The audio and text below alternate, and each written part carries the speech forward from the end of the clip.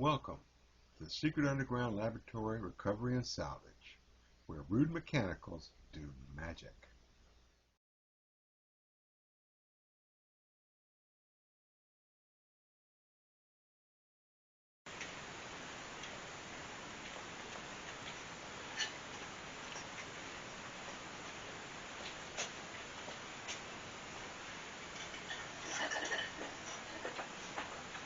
Hello, I'm Salvage, Director of the Secret Underground Laboratory Recovery and Salvage.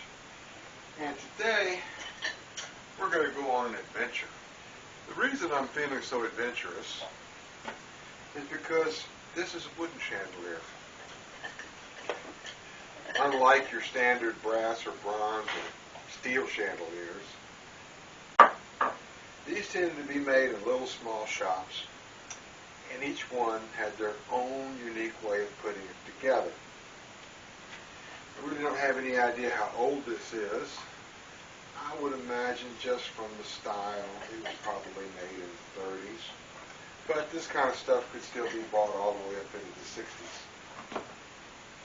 So I'm going to have to carefully examine it, see how it's put together, because I'm going to have to take it apart and run new wires and install new sockets and bring it up to standards for U.S. electricity. This thing was probably made in France, possibly Italy. Really no way to tell, unless there's something written on the inside, and I haven't actually seen that before. So, let's get started with it. Now I see 3 screws in this bottom plate.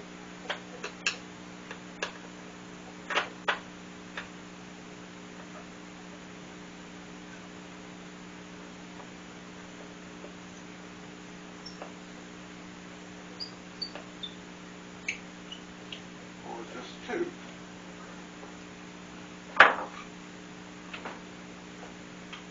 One looks original, and the other is obviously not.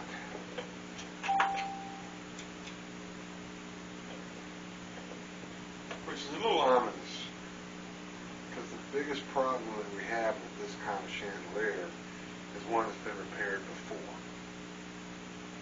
Because for some reason, everybody else in the world that works on chandeliers thinks they're the only person in the world that works on chandeliers. And so when I open them up, I often see things put back together with epoxy or construction adhesive or things that just simply aren't ever going to come apart again. But we seem to be in luck here. Very happy about that.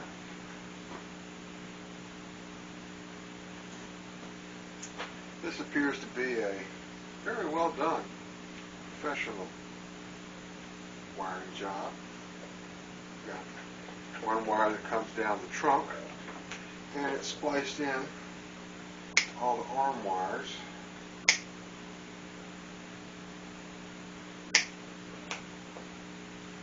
This is used to be referred to as friction tape. It's a cloth tape with a bit of rubber impregnated into it. And it was the reason we now call that vinyl black tape electrical tape.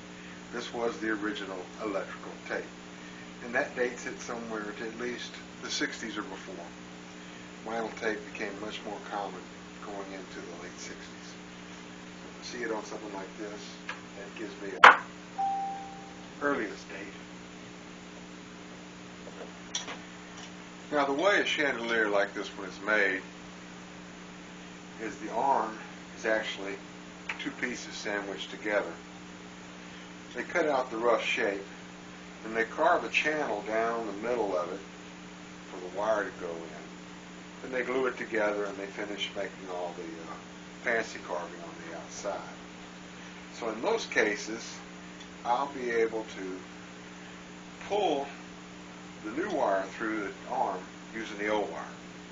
If I can, this job goes nice and easy. If I can't, this job gets hard and not nice. Is to strip back the wires that go down the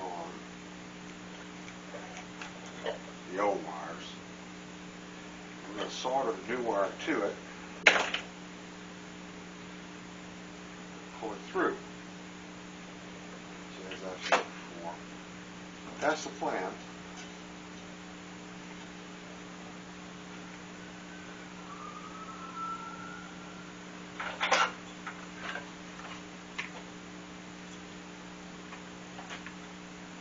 And usually it works.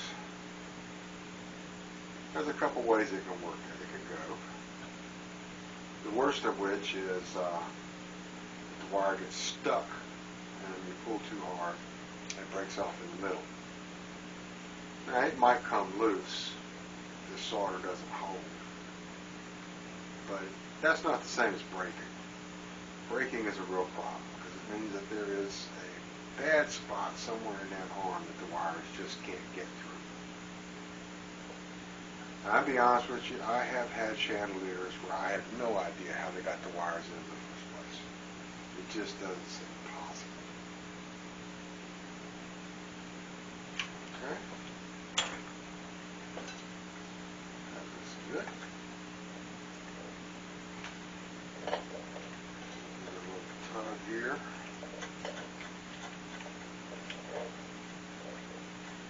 So you tug and you push at the same time.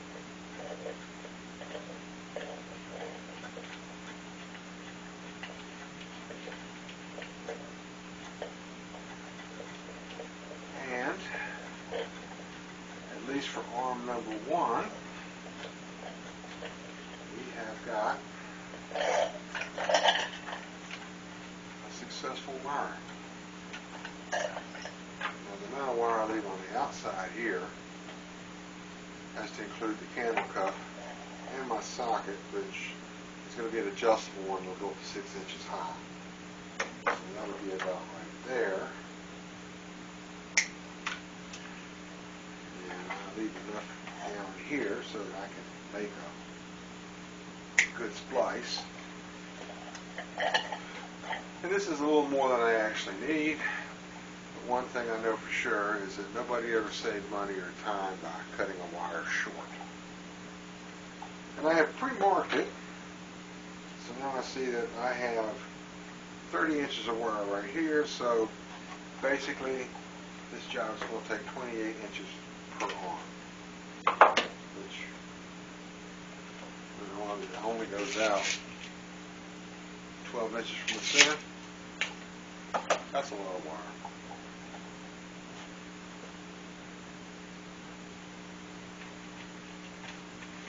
I am glad this one turned out to be fairly simple so far, because you have to take the arms off. Each one of these would be custom fitted in the place it goes. They all have to be marked. And sometimes pieces come loose and don't go back together the way they're supposed to. If I can get all these wires pulled through here without having to pull any of these arms off, I'll be much happier about the whole thing. Because I have had situations where the wire would break inside, and there's nothing you can do but try to figure out where it is, drill a hole through it. If you get to the spot where it's stuck, you can use a pick to try to pull the wire through, or maybe use a Dremel tool to clean out the channel some, open it up, get a little more clearance out of it. It's all a day's work.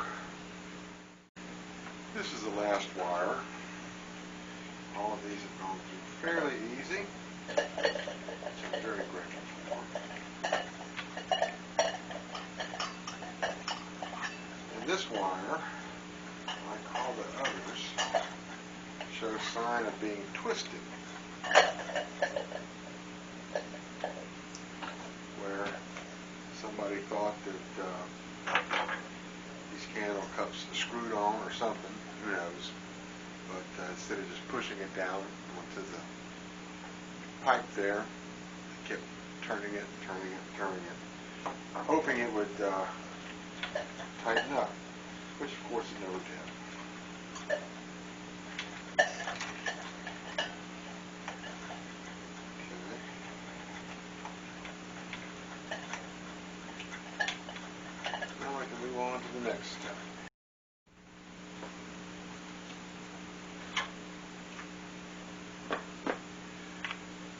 wire here is the trunk wire, because it's the only part that's going to be seen. And these connections are always soldered in the secret underground laboratory, because you can't really guarantee a connection that's going to stay good for any length of time unless it is soldered. As we saw when we took it apart, this connection was just twisted and taped, which I don't consider to be adequate. And after that's done, shrink wrap over it.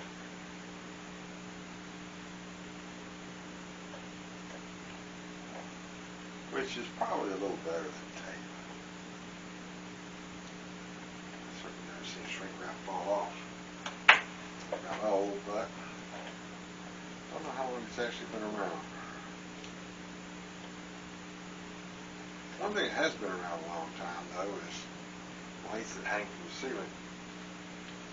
And here we are with a wooden one. It's been painted to look like metal. It makes me wonder what came first.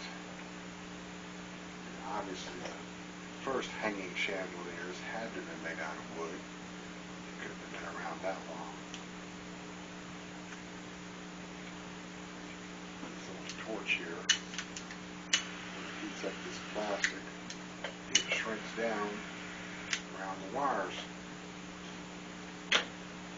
And we've got plenty of room in here to push that down.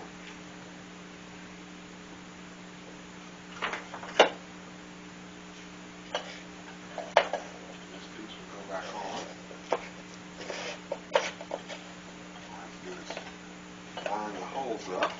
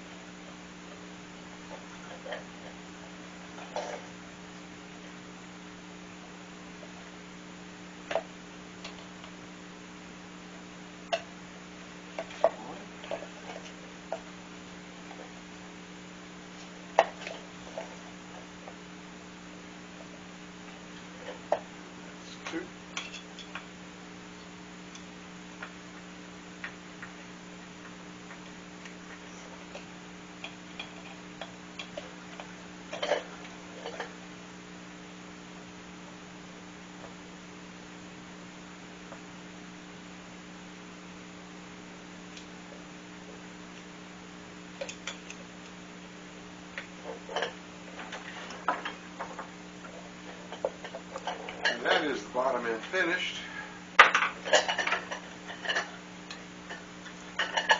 And now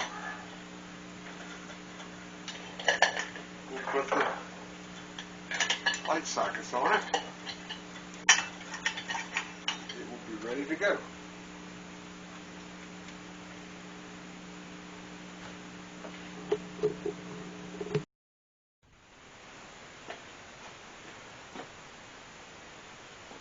The treatment for the sockets is going to be this rubber plug with this small piece of pipe in here. Some of the sockets fit tight and some of them fit loose. So there'll be a little bit of glue on each one of them to keep them in place. Now, so few people watch the chandelier videos that I always tell the same story, and I don't think anybody ever get tired of it, about this particular kind of pipe. Back in the days when gas was first being used to light houses, you had to have a pipe that came from the street, went in the house, and it was about so big. But as you got closer and closer to the light fixtures, the pipe got smaller, And you had what they called 1/8 inch iron pipe with these threads like here. And if you look at this, there's nothing on here you can measure that's 1/8 of an inch. But the old iron pipe had 1/8 inch inside diameter.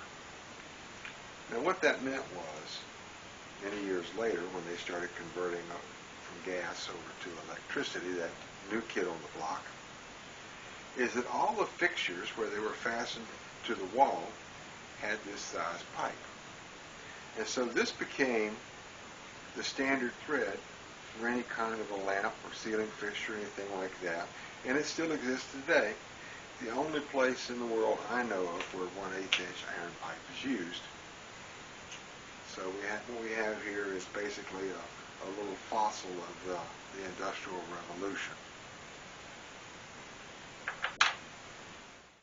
The last step here is to strip the ends of the wires so they can be tinned, which means to put a little drop of solder on each one, because when stranded wires are put underneath the screw terminal, they just fray out and they'll squeeze out from underneath the screw. So a little drop of solder on the end turns it into a solid wire, and it'll stay nice and tight underneath that screw.